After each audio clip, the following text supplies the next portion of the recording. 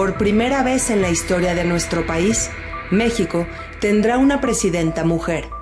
¿Cuáles serán los principales desafíos para la administración de Claudia Sheinbaum? ¿Qué podemos esperar en términos de economía?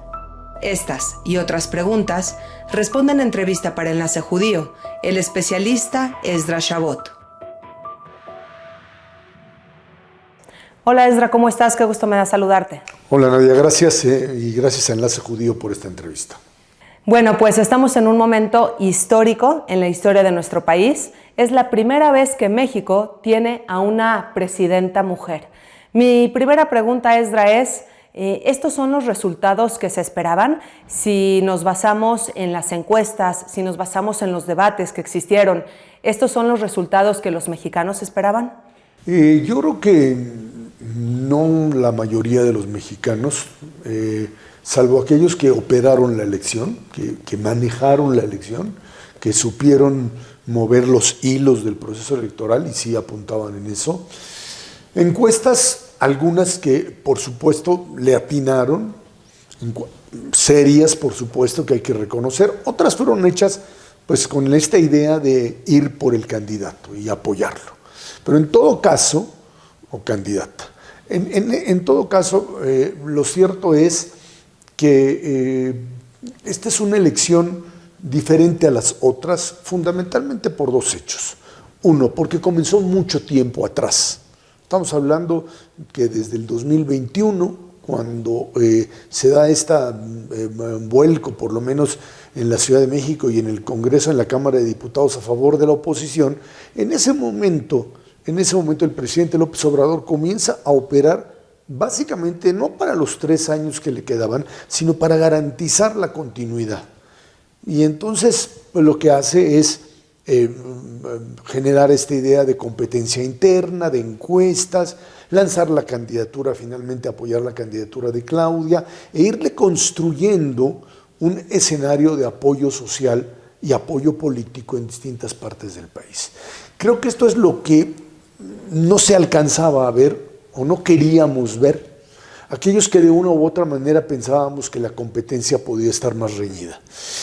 Y creo que en ese sentido, y me adelanto a tu pregunta, este run, llamémoslo así, que en estos días está sucediendo, con respecto a que esto no puede ser y por lo tanto es un fraude, me parece que es, por un lado, una afirmación que los que la quieran sostener tendrán que demostrarlo. Hoy es martes, mañana miércoles empiezan los cómputos distritales, o sea, no es el programa de resultados preliminares, sino son las actas que se checan y donde no coincida o los distintos grupos digan que hay irregularidades, se abre ese paquete y se vuelve a contar los votos. Esto básicamente porque pues, en algunos casos se han dado diferencias entre lo que decía la propia sábana, así le llaman, de donde apuntan los resultados de la casilla, y lo que finalmente se apunta en el acta. Honestamente, y creo que cuando tienes este tipo de márgenes del 30% entre uno y otro, me parece que más allá de esta capacidad del aparato de Estado de modificar algunas partes y el hecho de que el presidente estuvo en la campaña todo el tiempo y que no fue, digamos, contenido por el propio INE, no tuvo elementos ni fuerza para hacerlo, aquí hay una decisión ciudadana muy, muy clara con respecto a lo que representa la continuación del gobierno de López Obrador. Y creo que la votación no es que demerite la candidatura de Claudia, pero lo que sí sucedió es básicamente que un fenómeno que no creímos que podía suceder, el trasladar la popularidad del presidente a su candidato, que esto no había sucedido, en este caso candidata, pues sí se dio.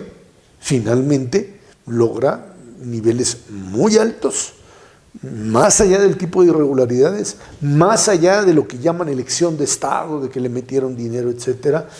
Lo que sí tienes es un resultado de una población mexicana, ciudadana mexicana, que dijo, quiero más de esto. Me parece que concentrar el poder en una sola persona, sin equilibrios de poder, que me parece a mí muy riesgoso, porque ahora van a tener el control Morena, Claudia Sheinbaum como presidenta, del Ejecutivo, del Legislativo, o sea, todavía no sabemos si la mayoría calificada para cambiar la Constitución, pero estarían muy cerca de eso, y un Poder Judicial que ya el presidente lo quiere cambiar a partir de septiembre. Y en ese sentido, estamos regresando a un viejo modelo de concentración del poder en un partido y en una sola persona. Algo que solamente, ahora sí que los viejitos que vivimos o estudiábamos en los años 70, 80, o que enseñábamos en esas épocas, 90, pues lo vimos con lo que era el PRI previo a la transición democrática. Y creo que por ahí va un poco la explicación de algo que para muchos sigue siendo inexplicable. Es como si teníamos un escenario de competencia cerrada. ¿Por qué tenemos este resultado? Yo te lo atribuyo a dos factores. Uno es que no salieron a votar los que tenían que haber salido a votar. O sea, los aparatos de los partidos PRI, PAN, PRD no llevaron a la gente a votar, no tuvieron la capacidad. De hecho, si ves, por ejemplo, el número de participación ciudadana a nivel nacional es del 60%. Es menor incluso que la que López Obrador tuvo. Y Claudia tiene una votación superior a la que tuvo López Obrador en el 18. O sea, la marea rosa que fue a votar, y vimos las colas por donde vivimos, etcétera, y pensábamos que esto era un fenómeno nacional, resultó que no, que eso no alcanzaba, necesitabas el aparato de los partidos que jalaran gente y no lo hicieron. Y esto va a traer una recomposición de los partidos. Me queda muy claro que por ahí se explica este tipo de resultados. Se decía que había un voto oculto. Pues sí, había un voto oculto a favor de Morena, que las encuestas lo daban y muchos no lo creíamos por experiencias anteriores. Pero un poco por ahí va la explicación de lo que sucede. Ahora, Esdra, quisiera preguntarte esto de la mejor manera posible. Tenemos un sector de la población mexicana sumamente preocupado ante este resultado. Para la gente que no votó por Morena, ¿cuál es su preocupación principal? Ya estamos hablando de un tema de un posible cambio a la Constitución, es lo que se ha planteado. Cuéntanos un poco más de esto. Mira, yo creo que la gran preocupación es el desequilibrio de poderes. O sea, uno de los argumentos que se planteaba en la campaña de Xóchitl frente a Claudia era la idea de que tendríamos que regresar a un mayor equilibrio de poderes. Por eso en la pregunta anterior te decía yo, pues eso no le importa a la gente, a la mayoría. A la gente que sí le importa, esta es la angustia y la preocupación, más allá de seguir jugando a esta conspiración de los fraudes, que me parece que no va a prosperar mucho, pero lo que sí es cierto es que la preocupación es que el Estado de Derecho, las leyes, la aplicación de la misma, ya no tengan los equilibrios que teníamos hasta ahora. Y que en ese sentido, si Morena y aliados tienen la mayoría calificada, no habrá límite alguno en lo que pueden legislar. De hecho, me adelanto también a otra pregunta probable. De hecho, esta situación de una bolsa mexicana de valores que hoy se recupera, pero ayer cae fuertemente, y de un valor del dólar frente al peso mexicano que se dispara de los 16.80 hasta casi llegar a los 18, no tiene que ver con el triunfo de Claudia, tiene que ver con el temor de los mercados por la concentración del poder, porque puedan cambiar eso. De hecho, el comunicado que sale el día de hoy, martes, por parte de la Secretaría de Hacienda es un intento de calmar a esos mercados y decirles no va a pasar nada, vamos a seguir siendo responsables en el gasto, etcétera, etcétera, cuando tenemos un problema serio de endeudamiento y de tener que reducir, que bajar lo que se llama déficit fiscal, que no es más que nada que la deuda del gobierno y pues que no pueden recaudar dinero tan fácilmente. En todo caso, estamos hablando fundamentalmente de un temor, insisto, porque no haya quien pueda controlar el poder en manos de una persona. Y creo que ese es el gran terror de muchos de los que votaron por la oposición.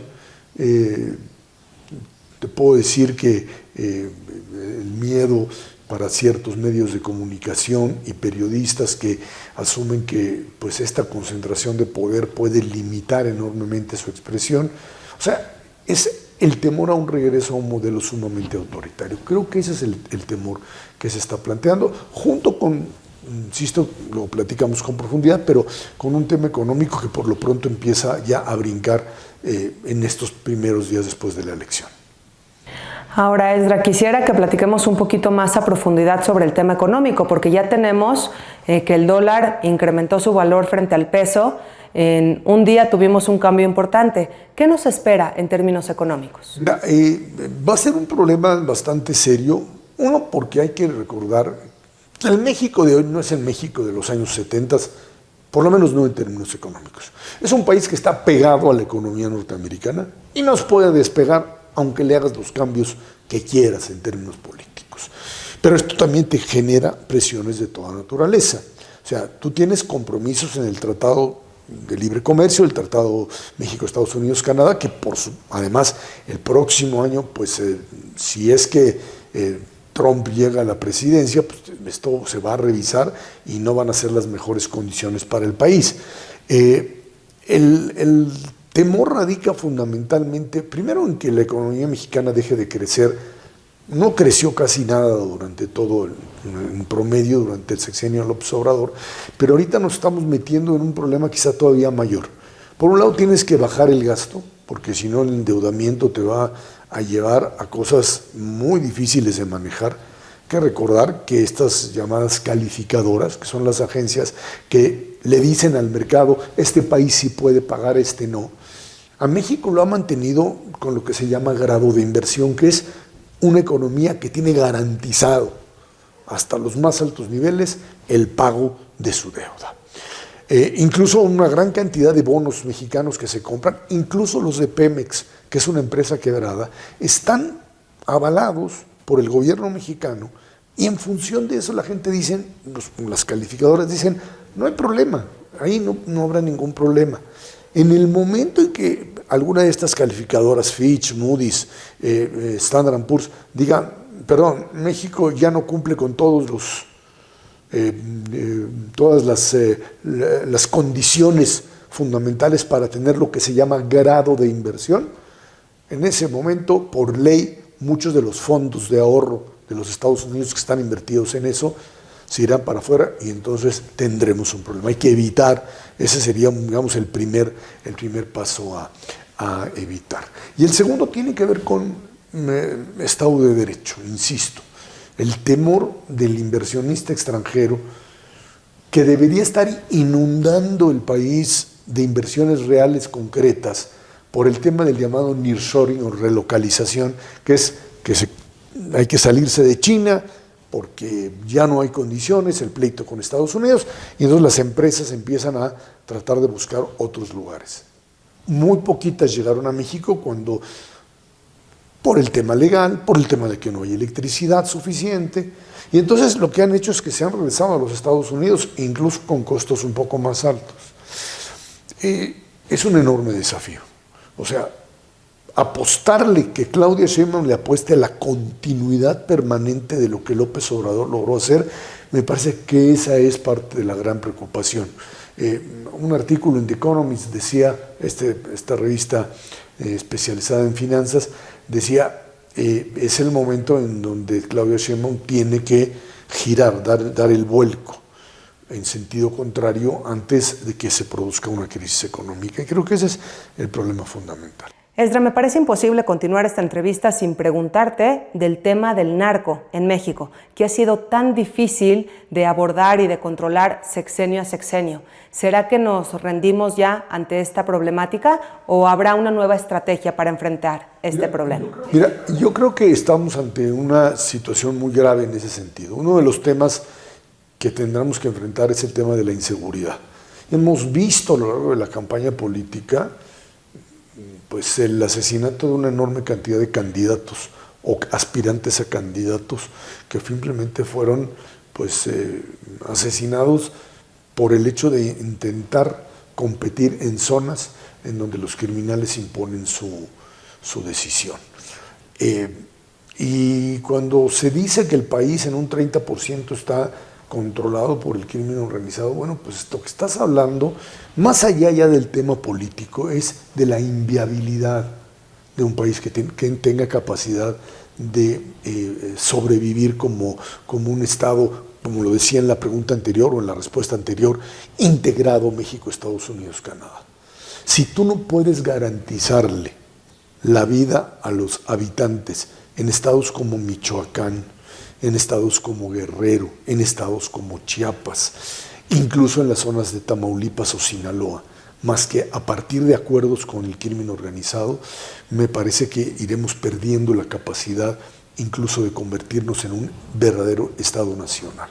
Se requiere rehacer la estrategia, se requiere cambiar esta visión le han dado por llamar abrazos no balazos, que no es más que un intento de negociación colectiva con los cárteles que no ha funcionado, y que vamos a ver, hay figuras creo que serán importantes para definir esto, como Omar García Harfuch, que es una de las personas que ha estado ahí presente, que decidió entrar, era, recordemos, el candidato que quería Claudia para la Ciudad de México y no lo dejaron, pero ahora está muy cerca de la presidenta electa por lo pronto, y que le entiende más a este asunto de cómo enfrentar a este tipo de criminales. Es algo fundamental, no solo por la presión norteamericana y las inversiones, simplemente por la posibilidad real de recuperar el territorio nacional y recuperar la tranquilidad para la mayoría de los mexicanos.